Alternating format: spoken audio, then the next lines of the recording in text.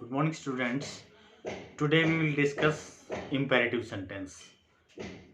Means our topic is that is going on change of narration from direct speech to indirect speech. So today we will discuss uh, imperative sentence. Uh, in the previous lecture, we have done assertive sentences and interrogative sentences. So let us uh, discuss imperative sentence. Okay.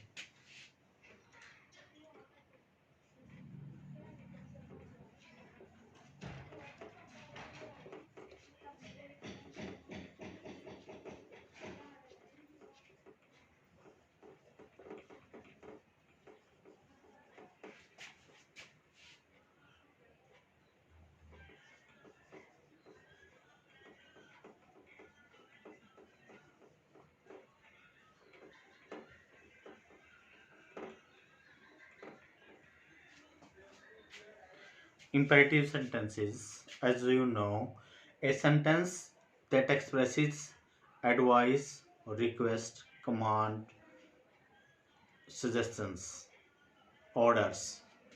वो sentence जो order को express करता है, request को express करता है, advice को express करता है, इंपेरेटिव सेंटेंस कहलाता है। अब इंपेरेटिव सेंटेंस में वही बात है, जब सेट टू को चेंज करने का क्या तरीका है। सबसे पहली बात तो यही है, जब नरेशन हम चेंज करते हैं तो सेट टू को कैसे चेंज करोगे। और दूसरा क्या रहता है कि कोमा इन्वर्टेड कोमास को हटा करके हमने कंजक्शन क्या लगाना है, केवल ये बातें हमने देखनी होती हैं डिफरेंट डिफरेंट सेंटेंसेस में, जब हम डायरेक्ट स्पीच को इनडायरेक्ट स्पीच में चेंज करते हैं। तो यहाँ पर सेट टू की बात करें तो सेट टू को जैसे असर्टिव सेंटेंस में हम चेंज करते हैं टेल्स में, टेल में, टोल्ड में, और कंजक्शन लगाते हैं दैट। अब इंट्रोगेटिव सेंटेंसेस में हम इसको आस्क और आस्ट में चेंज करते हैं और कंजक्शन लगाते हैं इफ या वेदर। और इसी तरह से इंपेरेटिव सेंटेंसेस में सेट टू को हम चेंज करेंगे, सेंटेंस की जो सेंस बनेगी उस सेंस के मुताबिक हम इसको सेट टू को चेंज करेंगे। अगर सपोज करो इसमें प्लीज आया हुआ है, इसकी सेंस बनती है रिक्वेस्ट की, तो सेट टू को चेंज कर देंगे रिक्वेस्टेड में। अगर सेंस बनती है ऑर्डर की तो हम चेंज कर देंगे ऑर्डर्ड में। अगर सेंस बनती है इसकी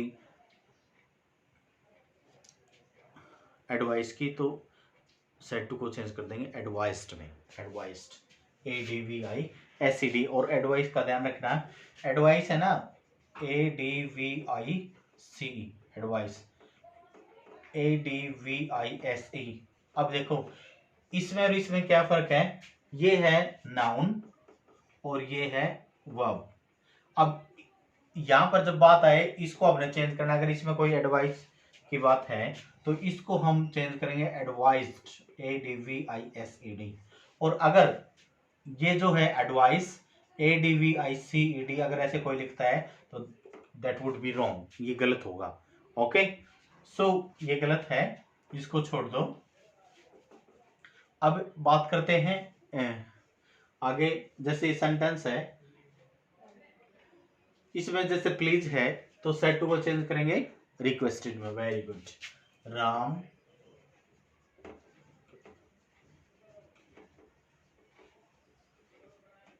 requested to Shyam, comma inverted comma हटा करके यहां पर आपने कंजक्शन टू का इस्तेमाल करना है। टू गिव मी, वही बात है, मी क्या है सेकंड पर्सन।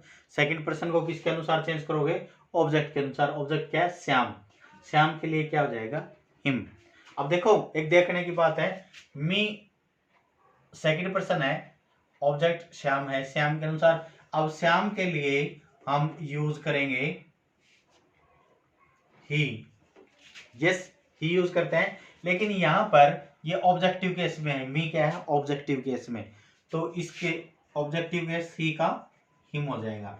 अगर इसको सब्जेक्ट के रूप में इस्तेमाल करना होता तो ही होता, लेकिन यहाँ पर ऑब्जेक्ट के इस्तेमाल, ऑब्जेक्ट के रूप में इस्तेमाल करना हमने इसको, तो हिम आ जाएगा। यहाँ पर हिम बन जाएगा इसका, him a glass of water, full stop. ये प्लीज कहाँ गया? यस प्लीज यहाँ नहीं आएगा, प्लीज कहाँ गया? प्लीज रिक्वेस्टेड में आ गया। Okay, let us discuss some more sentences like this.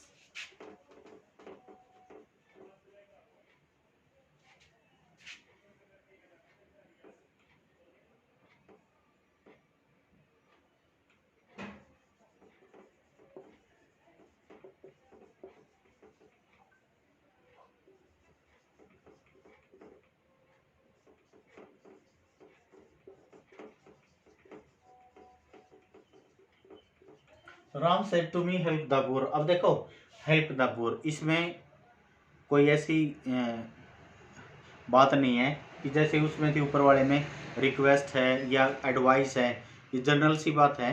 तो इस प्रकार का सेंटेंस जिसमें हम कुछ भी डिसाइड ना कर पाए कि इसमें ये किस चीज़ को एक्सप्रेस करता है, रिक्वेस्ट है, ऑर्डर है, कमांड है, एडवाइस है, तो वहाँ पर ऐसे सेंटेंस में हम सेड टू को आस्ट में चेंज करते हैं। किस में चेंज करेंगे? Asked me to help the poor. Okay, अब आगे इसी तरह से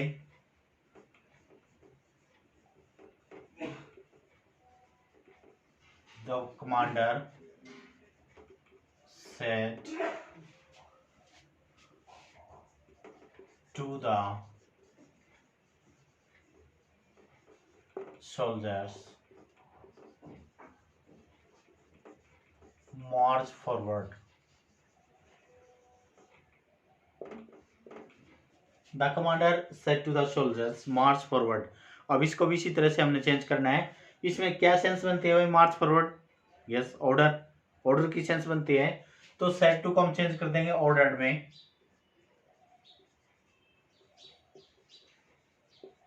द कमांडर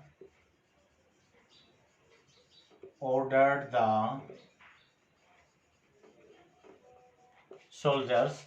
अब कॉमा इनवर्टेड कॉमा जताएंगे, टू से इसको कनेक्ट कर देंगे as it is to march forward. Okay done. अब इसके अलावा देखने की ये बात होती है कि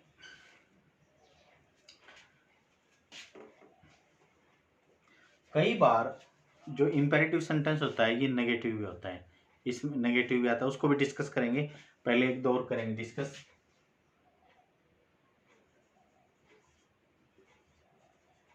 my brother said to me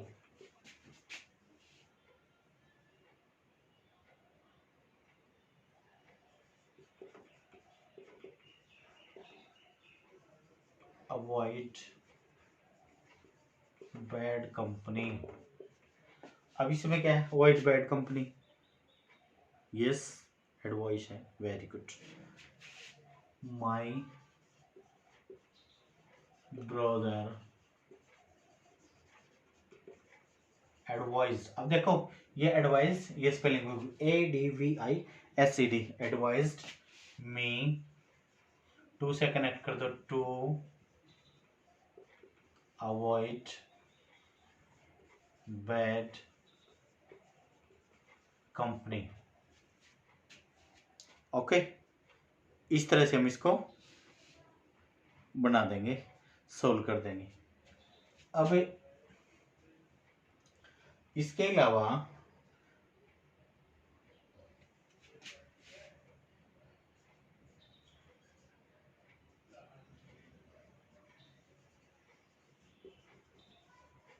the headmaster said to the peon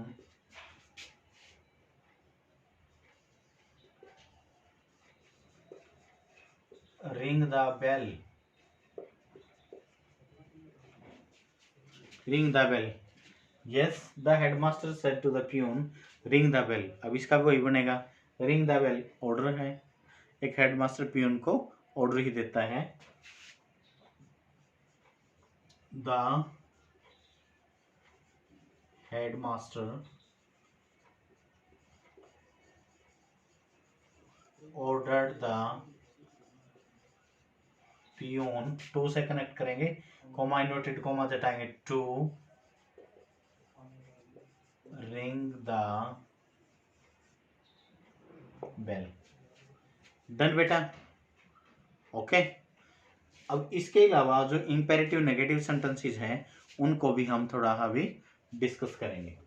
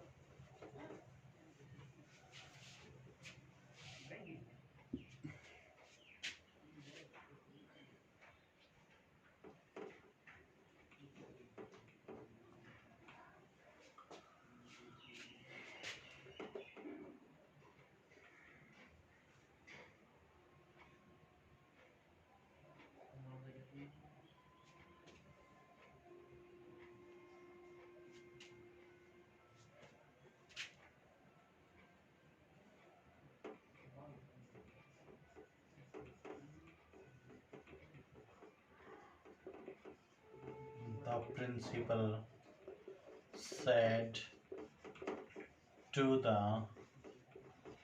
peon, do not stand here। अब देखो ये जो सेंटेंस है इसको एक्सप्लेन करना है हमने।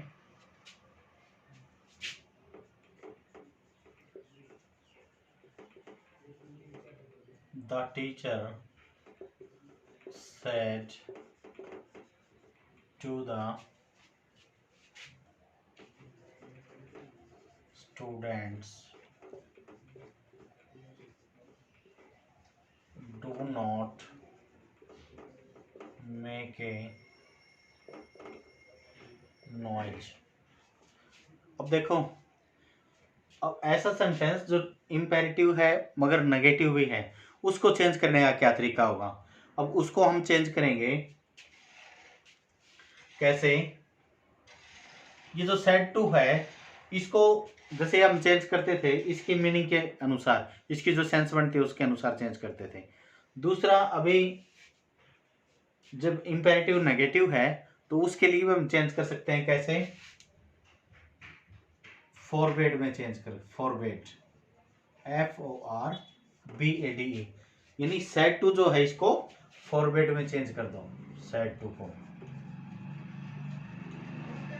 इसमें। अब देखो, द प्रिंसिपल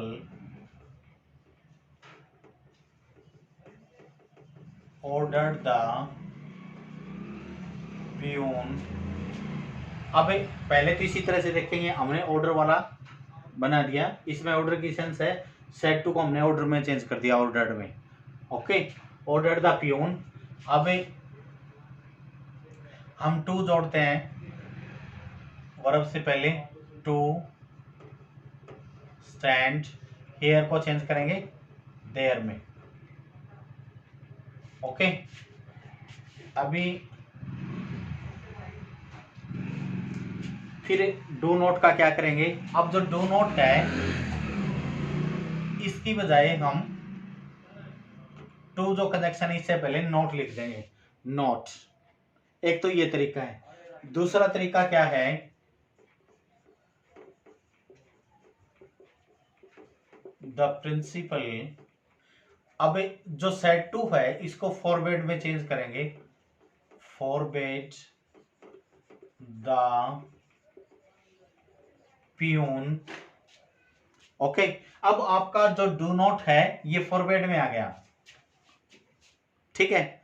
ये जो डू नॉट है ये फॉरवर्ड में आ गया। अब क्या बचता है, स्टैंड और इससे पहले टू, यानी टू कंजक्शन लगाएंगे, कॉमा इन्वर्टेड कॉमा हटाकर टू लगाया कंजक्शन, टू स्टैंड, हेयर को देयर में चेंज करेंगे, ठीक है। ऐसे बनाएंगे। अभी नेक्स्ट और देख लो, the teacher said to the students do not make a noise. अब इसी तरह से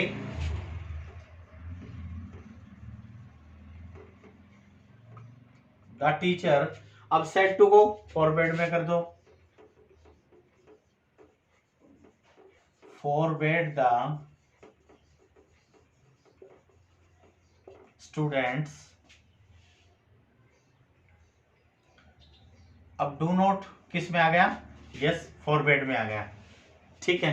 अब टू से कनेक्ट कर दो, टू आगे मेक ए नॉइज। अब इसको दूसरी तरह से बना सकते हैं, यानी इसमें क्या है, ऑर्डर है वही, the teacher order the students not to make a noise. आप दोनों तरह से इसको बना सकते हैं, बहुत ईजी है, थोड़ा प्रयास करेंगे तो आप इसको सोल्व कर सकते हैं इजीली। ओके बेटा, कोशिश करें आप खुद भी, आपकी जो कोई बुक है उस बुक में से प्रैक्टिस करने का प्रयास करें। ओके बेटा, thank you, have a nice day.